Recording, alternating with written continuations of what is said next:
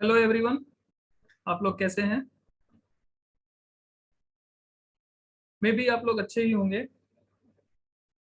Students, my self Vipul Mishra. I am living in Gujarat, in Surat, and I am a mathematics teacher. मैं एक mathematics का teacher हूँ और मैं यहाँ एक प्राइवेट स्कूल में मैथमेटिक्स पढ़ाता हूँ। 12वीं तक के बच्चों को। Generally I am taking maths in 10th standard, 9th standard and 11th 12th standard. जैसे कि आप लोग जानते ही हैं, जब से ये कोविड आया हुआ है तब से ऑनलाइन एजुकेशन का डिमांड बढ़ गया है। तो मैंने भी सोचा कि क्यों ना मैं भी ऑनलाइन एजुकेशन के लिए क्यों ना मैं भी वीडियो बनाऊं। एक एक डेढ़ साल से हम लोग भी जो है स्कूलों में ऑनलाइन टीचिंग स्टार्ट किए हुए हैं। उसमें हम बच्चों को जो है डिफरेंट डिफरेंट जो चीज़ें हम स्कूल में पढ़ाया करते थे वो अब हम ऑनलाइन पढ़ा रहे हैं, क्योंकि सिचुएशन ऐसी है। बहुत सारे लोगों को ऐसा भी होगा कि उनके यहाँ पे जो है स्कूल में ऑनलाइन ट्यूशंस या ऑनलाइन क्लासेस नहीं चल रही होंगी। उनके लिए मैं सोचा कि क्यों ना मैं उनके लिए एक प्लेटफॉर्म तैयार करूं। तो दोस्तों, पहले तो मैं अपने आप को इंट्रोड्यूस करना चाहूँगा। मैं विपुल मिश्रा। जैसे कि पहले ही बताया कि मैं एक मैथमेटिक्स का टीचर हूँ और मैं maths up to 12th level तक पढ़ाता हूँ। तो दोस्तों, इस वीडियो के माध्यम से मैं आपको बताना चाहता हूँ कि मेरी जो क्वालिफिकेशन है that is MSc. MSc means master of science in mathematics. इसके साथ साथ मैं एजुकेशन का जो डिग्री है that is bachelor of education, that is also I have done from here in Surat Gujarat by Veer Narmad South Gujarat university. तो दोस्तों, मैं इस वीडियो के माध्यम से ये बताना चाहता हूँ कि मैं आपको मैथमेटिक्स फ्रॉम 6 to 12 सारे टॉपिक्स में आपको पढ़ाऊंगा। इस वीडियो में जो मैं ये वीडियो बना रहा हूँ, इसमें मैंने जो कोर्स सेलेक्ट किया है, मैंने क्लास 10th का मैथ्स लिया है। क्लास 10th के मैथ्स में generally I am going to start with the first chapter, that is very very important chapter and it contains almost 6 marks in your board exam, that is real number. तो मैं इस video में first जो मेरा video है and that is totally free for everyone, इसमें मैं आपको रियल नंबर पढ़ाऊंगा। रियल नंबर जो कि NCERT text book class 10th का जो पहला चैप्टर है real number, that I am going to teach here. Okay students, तो चलिए हम रियल नंबर के स्टार्टिंग से स्टार्ट करते हैं। We will start with the topic real number. Let us start.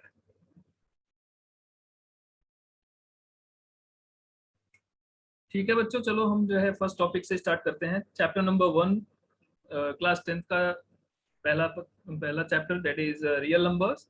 We are going to start with this topic real number. बच्चों, I just want to clear why you have to choose my video, or why you have to just watch my video. Okay students, just I am going to clear that. मैं ये clear कर देना चाहता हूँ कि मेरे इस video में आप जो है रियल नंबर, ये वीडियो आप देखने के बाद आपको मैं ये विश्वास दिलाना चाहता हूँ कि मेरे पढ़ाने के बाद आपको जो भी आपने अभी तक पढ़ा हुआ है मैथमेटिक्स में, आपने नंबर्स के बारे में बहुत कुछ पढ़ा है, आपने 9वीं में भी नंबर के बारे में पढ़ा था, और आप क्लास 6 के फर्स्ट पहली से आप नंबर के बारे में पढ़ रहे हैं। तो मैं आपको यहाँ पे जो आपका नॉलेज है, प्रीवियस नॉलेज क्लास 6 से लेके क्लास 10th, उसको रिकॉल करवाऊंगा। और जो आपने पहले पढ़ा है उसको रिकॉल करवाने के बाद आगे जाके उसको कोरिलेट करते हुए लेके आऊंगा। इसलिए आप जब वीडियो देखेंगे पूरा और समझेंगे तो आपको खुद ही आइडिया आएगा कि कैसे जो है मैं प्रीवियस नॉलेज को कोरिलेट कर रहा हूँ। तो जैसे कि बच्चों, आप जानते ही हो रियल नंबर। रियल नंबर आपने पहली बार नाम सुना होगा 10वीं में, 10th स्टैंडर्ड में रियल नंबर पहली बार इंट्रोड्यूस हुआ है। इसका ये मतलब नहीं है कि आप रियल नंबर के बारे में पढ़े नहीं हो अभी तक। बच्चों, जो भी आप नंबर्स पढ़े हो वो सारे के सारे नंबर्स जो होते हैं वो रियल नंबर्स ही होते हैं। चलिए हम देखते हैं कौन कौन से नंबर हम पढ़े हैं अभी तक। यदि हम देखें तो अभी तक जो हम नंबर्स पढ़े हैं, कोई बोलेगा कि मैं जो है नेचुरल नंबर पढ़ा हूँ, रैशनल नंबर पढ़ा हूँ, इरेशनल नंबर पढ़ा हूँ 9वीं तक। तो ये rational number, irrational number actually है क्या? तो यदि हम इसको क्लासीफाई करें बच्चों, तो नंबर्स को यदि हम क्लासीफाई करें, केवल नंबर्स को यदि हम क्लासीफाई करें, तो बच्चों नंबर्स जो है, हम यदि एक सिस्टमेटिक वे से मैं इसको प्लेस करना चाहूँ तो नंबर्स जो है दो प्रकार के होते हैं। एक जो यहाँ पे लिखा है रियल नंबर जिसको हम हिंदी में वास्तविक संख्याएं बोलते हैं, रियल नंबर्स, ठीक है। और दूसरा जो रियल नहीं होता है, अब रियल नहीं है तो क्या होगा, ऑब्वियसली वो इमेजनरी होगा। ये दूसरा जो है इमेजनरी नंबर्स, ठीक है। तो दो ही प्रकार के नंबर्स होते हैं। Hope it is clear to everyone. Imaginary numbers, right. दो प्रकार के नंबर हमने पढ़ा है। अभी तक तो हमने रियल नंबर ही पढ़ा है, इमेजनरी नंबर अभी भी हम 10वीं में भी नहीं पढ़ेंगे, and we will introduce imaginary number in 11th standard and 12th standard. उसमें कॉम्प्लेक्स नंबर आएगा। अब रियल नंबर को यदि हम क्लासीफाई करें तो रियल नंबर जो है वो दो पार्ट में क्लासिफिकेशन इसका हो सकता है। रियल नंबर को यदि हम क्लासीफाई करें, it can be classified into two parts. It can be classified into two parts. आप लोगों को याद होगा 9वीं में आपने पढ़ा था, दो टाइप के नंबर पढ़ा था 9th में, नंबर सिस्टम चैप्टर नंबर 1। तो पहला था उसमें रैशनल नंबर, जो कि आप स्टैंडर्ड 8 में भी पढ़े हो, रैशनल नंबर। बच्चों एक बात और है, मैं यहाँ पे हिंदी और इंग्लिश दोनों लैंग्वेज यूज कर रहा हूँ। जिन बच्चों को इंग्लिश पूरी न समझ में आती हो तो थोड़ा थोड़ा मैं हिंदी टर्मिनोलॉजी भी यूज कर रहा हूँ, so that they can understand very easily. तो रैशनल नंबर और दूसरा है इर्रेशनल नंबर। जो रैशनल नहीं होते हैं उनको हम क्या बोलते हैं, इर्रेशनल नंबर, ठीक है। Irrational numbers. अब हमने डेफिनेशंस भी, रैशनल नंबर और इर्रेशनल नंबर के डेफिनेशंस भी हमने पढ़े थे। कब पढ़े थे, 9वीं में, 9th में हमने पढ़ा था। तो रैशनल नंबर को यदि आप डिफाइन करते थे तो कैसे डिफाइन करते थे कि numbers which can be written in the form of P by Q. जो नंबर पी बाई क्यू के फॉर्म में लिखा रहता है उसको हम क्या बोलते हैं, उसको हम रैशनल नंबर बोलते हैं। और जो पी बाई क्यू के फॉर्म में नहीं लिखा जा सकता है उसको हम इरेशनल नंबर बोलते हैं। तो बेटा अभी तक जो भी हमने नंबर पढ़ा है, कोई भी नंबर, आप सपोज आपने बोला 0, हाँ रैशनल नंबर है। सपोज आपने कोई फ्रैक्शन बोल दिया 1/2, वो भी रैशनल नंबर है। सपोज आपने डेसिमल नंबर बोल दिया, वो भी रैशनल नंबर है। सपोज आपने कंपोजिट नंबर बोल दिया, तो ये सारे के सारे जो नंबर्स पढ़े हो आप, तो that are said to be rational number only. और इरेशनल नंबर तो हमने 9th में ही पढ़ा था, जो रैशनल नहीं होते हैं। तो 9th में एक चीज और हमने पढ़ा था, रैशनल नंबर की डेफिनेशन एक तो हमने बताई कि the numbers which can be written in the form of p by q, and one more definition that you have studied in class 9th is real number whose decimal expansion, यदि हम उसका decimal expansion देखें, if the decimal expansion of a real number is terminating, देखो generally हमने definition में बोला कि rational numbers are the numbers which can be written in the form of p by q।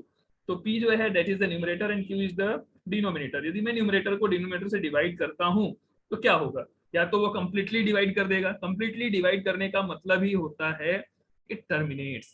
if the remainder is coming 0 after some time then we can say that it terminates।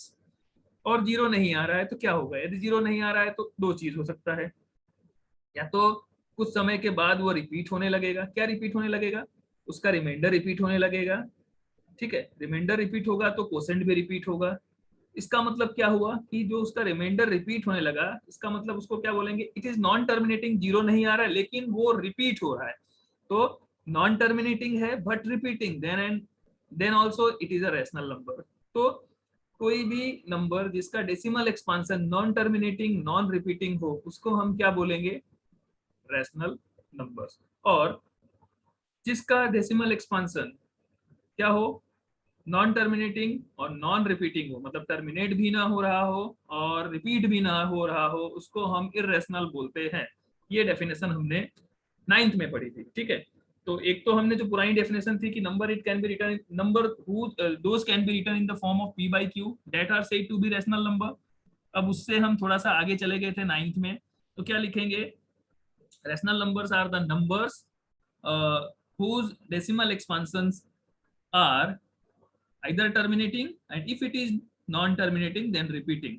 तो हम उसके बारे में बाद में discuss करेंगे। अभी हम बता रहे थे कि रैशनल नंबर, यदि रैशनल नंबर को और क्लासिफाई करें तो रैशनल नंबर को हम लिख सकते हैं, एक तो आ जाएगा इंटीजर्स। इंटीजर्स, इंटीजर्स क्या होता है, इंटीजर्स का मतलब हुआ कि जो नंबर्स हमारे positive numbers as well as negative numbers, उसको हम बोलते हैं इंटीजर्स। तो एक इंटीजर्स आ गया। और दूसरा इंटीजर्स में क्या है, इंटीजर्स में पॉजिटिव वैल्यू भी आ गई और नेगेटिव वैल्यू भी आ गई, ठीक है।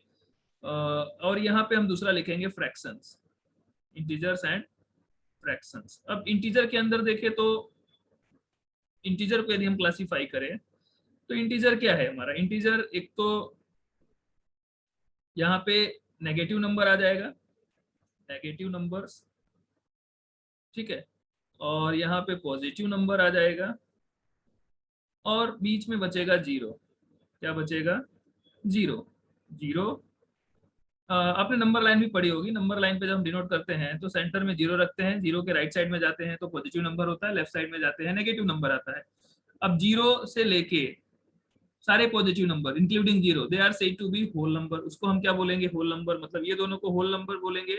और होल नंबर के बाद वन से स्टार्ट होगा तो ये नेचुरल नंबर, राइट, वन से स्टार्ट होगा तो ये नेचुरल नंबर, और नेचुरल नंबर के अंदर जो प्राइम नंबर है, कंपोजिट नंबर है, ये सारे के सारे नंबर्स जो है इसमें आ जाते हैं। तो बेटा इसका मतलब ये आप समझ लीजिए कि नंबर्स जो है जनरली दो टाइप्स के होते हैं, only are of two types, real number and imaginary number. Imaginary number तो हमने इंट्रोड्यूस किया ही नहीं था, आपके 10th के बुक में भी इंट्रोड्यूस नहीं है, ये मैंने एक्स्ट्रा बता दिया। तो जो एक ही नंबर है रियल नंबर, अभी तक बेटा जो आप भी जो नंबर भी आप पढ़े हो that is the real number only.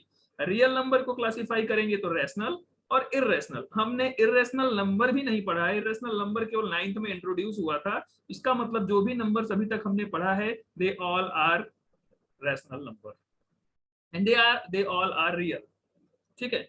तो बेटा ये है, this is all about the numbers which we have studied till now. One more thing in this chapter, इस चैप्टर में जो दूसरी चीज है बेटा वो क्या है, इसमें आप देखोगे तो फर्स्ट टॉपिक आएगा यूक्लिड डिवीजन लेमा। अब यूक्लिड डिवीजन लेमा 10th में आके हमने नाम सुना यूक्लिड डिवीजन लेमा और हमने सोचा कि ये बहुत ही विचित्र चीज है, यूक्लिड डिवीजन लेमा क्या होता है। वहां पे एक स्टेटमेंट लिखा है कि for any two positive numbers, कोई दो पॉजिटिव नंबर्स है, suppose A and B are two positive numbers and if we divide greater number by a smaller number then there exist two more positive numbers such that they satisfy a equals to bq plus r। ये बहुत अजीब सा लगता है कि क्या पढ़ लिया हमने। तो बेटा एक चीज मैं आपको ये बताना चाहता हूँ, कुछ नया आपने नहीं पढ़ा है। आपको याद हो जब आप पहली बार डिवीजन पढ़े थे, जब पहली बार डिवीजन पढ़े थे और उस डिवीजन को चेक करते थे, यदि मैं आपको एक एग्जांपल लेके बताता हूँ, एक मिनट, मैं आपको एक एग्जांपल लेके बताता हूँ। सपोज आपने डिवाइड किया, किसको डिवाइड किया, सपोज एग्जांपल मैं देता हूँ Euclid division lemma, next topic है हमारा यूक्लिड डिवीजन लेमा, और simply you can say that Euclid division algorithm. ये क्या बोलता है, यूक्लिड डिवीजन लेमा ये बोलता है कि for any two positive numbers, positive integers और positive real number, for any two positive numbers A and B, A and B कोई पॉजिटिव नंबर है, सच दैट, कैसा है, कोई एक तो बड़ा हो सकता है कोई एक छोटा हो सकता है, तो मैंने ले लिया A is greater than B, then there exist, then there exist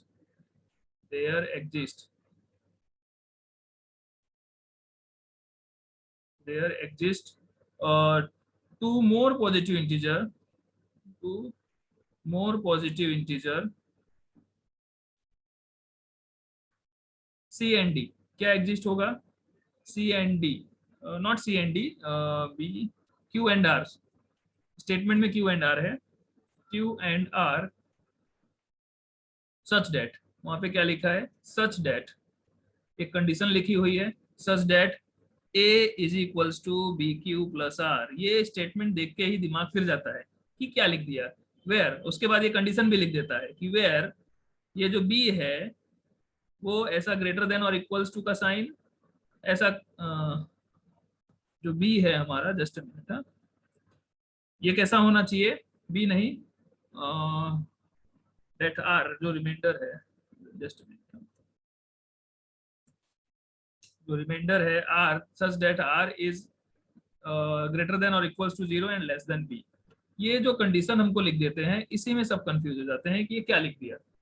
बेटा इसको आप समझे सिंपल वे में, तो जो हमने लोअर स्टैंडर्ड 5th या 4th में डिवीजन पढ़ा था और टीचर बोलती थी कि बेटा इसको चेक करो कि क्या ये सही है कि नहीं है, तो आप कैसे चेक करते थे? चलिए मैं आपको एक डिवीजन ले ही लेता हूँ। सपोज मैंने लिया 1 2 5 4, इसको मुझे डिवाइड करना है इससे 11 से, तो 11 1 जा 11, माइनस होता है, यहाँ पे 1 आ जाएगा 15। अब 11 1 जा अगेन 11, फिर माइनस करेंगे, यहाँ पे 4 आ जाएगा, यहाँ पे 4, 11 4 जा 44, यहाँ पे रिमाइंडर 0 आ गया। इसको कैसे चेक करते थे? हम क्या करते थे, ये जो हमारा कोसेंट आया है, इसको कोसेंट ही बोलते हैं ना, ये जो हमारा कोसेंट आया है और ये हमारा क्या है, ये हमारा डिवाइजर है जिससे हम डिवाइड करते हैं, ये हमारा डिविडेंड है, ये हमारा डिविडेंड है, और ये हमारा रिमाइंडर है। क्या है? रिमाइंडर। तो बेटा आपको याद हो आप क्या करते थे, ये जो डिविडेंड है, it is not a dividend, it is dividend. ये जो डिविडेंड होता है, dividend, we know that dividend, dividend is equals to what, ये डिवाइजर जो होता है, divisor multiplied by quotient plus remainder. यही करते थे ना जब ये ऐसा करते थे, मतलब ये डिवाइजर, मतलब ये 11 को मैं 114 से मल्टीप्लाई कर दूं और ये प्लस 0 कर दूं, तो हमको मिलेगा क्या? हमको मिलेगा ये डिविडेंड, क्या मिलेगा? 1254 ही मिलेगा। यही करते थे। तो इसमें क्या है, ये तो हम फिफ्थ थर्ड में या फोर्थ, सॉरी फोर्थ या फिफ्थ में पढ़े हुए थे, वो अभी 10th में आया है। तो कौन सा नया चीज हम पढ़ रहे हैं? यदि हम इसको कंपेयर करें तो ये जो डिविडेंड है, ये ए क्या है हमारा, ये और कुछ नहीं है, ये ए हमारा डिविडेंड है। ये क्या है हमारा? डिविडेंड। बी क्या है? हमारा डिवाइजर ही है। क्यू क्या है? कोसेंट। और आर क्या है? रिमाइंडर। तो बेटा कुछ नया हमने पढ़ा। और ये जो कंडीशन लिखा है ये क्या है? ये जो रिमाइंडर आएगा, ये रिमाइंडर क्या होगा? या तो 0 होगा, यहाँ पे 0 है, या तो ये बी से, ये जिससे हम डिवाइड कर रहे हैं उससे तो छोटा ही होगा ना। तो क्या नया चीज पढ़ा बेटा हमने? तो 10th में हम जो ये बहुत ही टिपिकल टॉपिक बोलते हैं कि समझ में नहीं आता है बच्चों को, एक्चुअली ऐसा कुछ नहीं है। आप इसको समझे ध्यान से तो बहुत ही इजी है। Euclid division lemma is very very simple. आप इसको रिकॉल कीजिए। कहाँ से रिकॉल कीजिए? जो पहले आपने पढ़ा है, आप डिवीजन चेक करते थे तो वो क्या है? यूक्लिड डिवीजन लेमा है। तो यूक्लिड डिवीजन लेमा कुछ नया चीज नहीं है बच्चों, जो हमने पहले पढ़ा था वही है, उसी को अलग तरीके से पैकिंग करके दोबारा पेश किया गया है।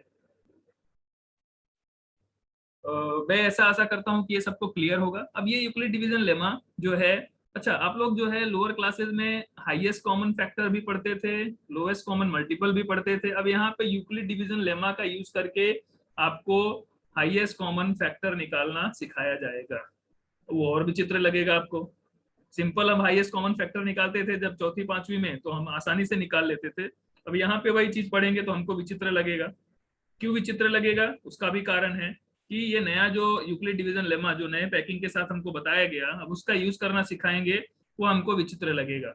लेकिन बेटा वो कोई विचित्र नहीं है, बहुत ही सिंपल सा मेथड है। आप एचसीएफ जब डिवीजन मेथड से निकालते थे चौथी पांचवी में, वही यहाँ पे बताया गया है। चलो मैं आपको यूक्लिड डिवीजन लेमा का यूज करके एचसीएफ कैसे निकालते हैं वो भी देख लेता हूँ। देखो बच्चों, सपोज हमको एचसीएफ निकालना है। Find, suppose we have a question, example ले लेते हैं एक। Suppose we have to find HCF of, हमारे पास दो नंबर है, सपोज 225 है और एक नंबर और है 75। इसका हमको एचसीएफ फाइंड करना है। Find HCF, find HCF of 225 and 75 by using Euclid division lemma, by using Euclid division lemma को जनरली यूक्लिड डिवीजन एल्गोरिथम बोलते हैं, ईडीए लिख देता हूँ, यूक्लिड डिवीजन एल्गोरिथम। तो आप क्या करोगे, इसमें दो नंबर है, मैंने पहले ही बोला था कि दो नंबर होने चाहिए, उसमें से एक बड़ा होगा एक छोटा होगा। तो अलग अलग नंबर है, पॉजिटिव है दोनों, एक 75 है एक 225 है। तो बड़ा कौन सा है? 225 है। तो बड़े वाले नंबर को हम क्या लिख सकते हैं? 225 को हम लिख सकते हैं, देखो 225 को यदि मैं डिवाइड करूं 75 से, तो 75 टू जा 150, 75 थ्री जा यदि 75 थ्रीजा हम लेके जाएंगे तो कितना हो जाएगा, 5 थ्रीजा 15, 1 कैरी, 7 थ्रीजा 21 प्लस 1 22, 225, मतलब ये 3 बार में तो 225 हो गया। मतलब हम क्या लिख सकते हैं इसको कि 3 मल्टीप्लाइड बाई 75 प्लस 0, मतलब यहाँ पहले स्टेप में ही 0 आ गया, मतलब ये तो बहुत इजी हो गया, पहले स्टेप में ही 0 आ गया। मतलब ये 0 आने के बाद जिससे हम जिस नंबर को जिससे डिवाइड किया है, that will be the HCF. Therefore the HCF of this 225, 75 is nothing but it is 75। आशा करता हूं सबको क्लियर होगा। ठीक है, तो ये है हमारा यूक्लिड डिवीजन एल्गोरिदम का यूज करके कैसे हम जो है HCF निकालते हैं। ठीक है, मैं आशा करता हूँ ये सबको क्लियर होगा। इसी तरह से इस चैप्टर में जो चीजें आपको डिफिकल्ट लगती है, एक्चुअल में वो डिफिकल्ट नहीं है, आपको अच्छी तरह से समझाया नहीं जाता है। तो बच्चों, यदि आप मेरा वीडियो देखोगे तो आपको मैं आश्वस्त करना चाहता हूं कि आप जो है ये वीडियोस देखने के बाद आपको ये पहला वाला जो चैप्टर है, जो कि बहुत हार्ड लगता है, समझ में नहीं आता है, बहुत सारे बच्चे तो इसको स्किप कर देते हैं कि ये 6 नंबर का छोड़ देंगे, बाकी का हम कर लेंगे दूसरे में। तो वो करने की कोई जरूरत नहीं है। आप इस वीडियो को देखो तो आपको आइडिया आ जाएगा कि ये कितना आसान है। ठीक है बच्चों, तो मैं दूसरे वीडियो में मैं आगे के क्वेश्चन और आगे के जो भी थ्योरीज हैं वो पोस्ट करूंगा। धन्यवाद। फिर से मिलते हैं दूसरे वीडियो में।